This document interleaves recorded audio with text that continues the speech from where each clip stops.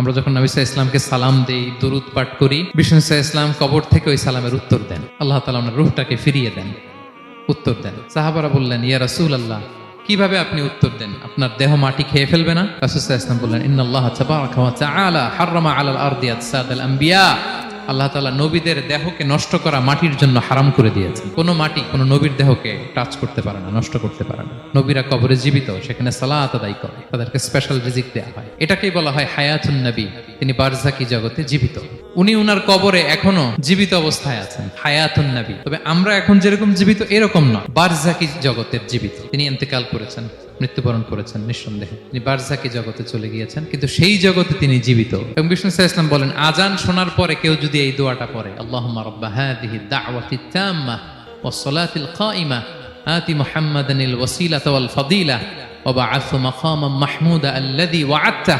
এই দোয়াটা যে পড়ে আজান শোনার পরে, বিষ্ণু সাল্লাল্লাহু আলাইহি ওয়াসাল্লাম বলেন, হাল্লাত লাহু শাফাআতি ইয়াউমাল কিয়ামা। কিয়ামতের দিন তার জন্য সুপারিশ করা আমি নবীর জন্য ওয়াজিব হয়ে যায়। যারা পড়েন না পড়বেন। এবার কিয়ামতে বিষ্ণু সাল্লাল্লাহু আলাইহি ওয়াসাল্লামের কি ফিচার থাকবে একটু কিয়ামতেরটা শুনে শেষ করি। বিষ্ণু সাল্লাল্লাহু আলাইহি ওয়াসাল্লাম বলেন, আনা আউয়ালু মান ইয়ানশাক্কু আনহুল কবরু। কিয়ামতের দিন ময়দানে মাহশারে, হাশরের ময়দানে সর্বপ্রথম আমি কবর ফুঁড়ে উপরে উঠে দাঁড়াবো। কে উঠে দাঁড়াবে? বিষ্ণু সাল্লাল্লাহু আলাইহি ওয়াসাল্লাম সর্বপ্রথম কবর ফুঁড়ে উনি উঠে দাঁড়াবেন। এবং হাশরের ময়দানে উনি কোথায় দাঁড়াবেন? ওনার জন্য একটা স্পেশাল জায়গা থাকবে। জায়গাটার নাম হচ্ছে মাকামে মাহমুদ। জায়গাটার নাম কি? মাকামে মাহমুদ। ওইখানে বিষ্ণু সাল্লাল্লাহু আলাইহি ওয়াসাল্লাম মাকামে মাহমুদে দাঁড়াবেন। আল্লাহ তাআলা বলেন, ওয়া মিনাল লাইলি ফাতাহাজ্জাদ বিহি নাফিলাতাল লাক আসা আইয়াবআসাকা রাব্বুকা মাকামান মাহমুদা। ওখানে বিষ্ণু সাল্লাল্লাহু আলাইহি ওয়াসাল্লাম দাঁড়াবেন, মাকামে মাহমুদে তিনি সিজদায় লুটিয়ে থাকবেন। এবং সেদিন তিনি সুপারিশ করবেন, সাহিবুশ শাফাআ, তিনি সুপারিশ করবেন। অন্য কোন নবী সুপারিশের সাহস করে স্পর্ধাও দেখা। আদম আলাইহিস সালাম, নূহ আলাইহিস সালাম, ইব্রাহিম আলাইহিস সালাম সবাই একজন আরেকজনকে রেফার করে, একজন আরেকজনকে রেফার করে, বলে আমি পারবো না, উনি উনি উনি উনি বলতে বলতে বিষ্ণু সাল্লাল্লাহু আলাইহি ওয়াসাল্লামের কাছে যাবে। মানুষগুলো হয়রান হয়ে যাবে, ক্লান্ত শ্রান্ত ঘর্মাক্ত পিপাসার্ত মানুষগুলো। 50,000 বছর হবে সেই দিনটা, কিয়ামতের দিন। মানুষগুলো পেরেশান, যেই নবীর কাছে যায় বলে পারবো না, উনি উনি। শেষ পর্যন্ত এটা যে বিষ্ণু সাল্লাল্লাহু আলাইহি ওয়াসাল্লামের কাছে ঠেকবে। বিষ্ণু সাল্লাল্লাহু আলাইহি ওয়াসাল্লাম কোথায় থাকবেন যেন?